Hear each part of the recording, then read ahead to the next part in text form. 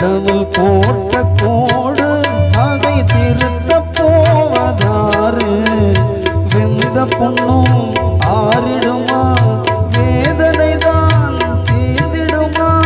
விண்ணுக்கும் மண்ணுக்கும் சம்பந்தம் உண்டுன்னு சொன்னது யாரு அது மன்னவன் பேரு அந்த வானத்தை போல மனம் படைச்ச மன்னவனே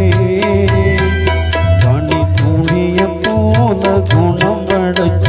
தன்னவனே மஞ்சளிலே ஒரு நூல் எடுத்து விண்ணுக்கும் மண்ணுக்கும் சம்பந்தம் உண்டுன்னு சொன்னது யாரு அது மன்னவன் பேரு அந்த வானத்தை போல மனம் படைச்ச மன்னவனே போல குணம்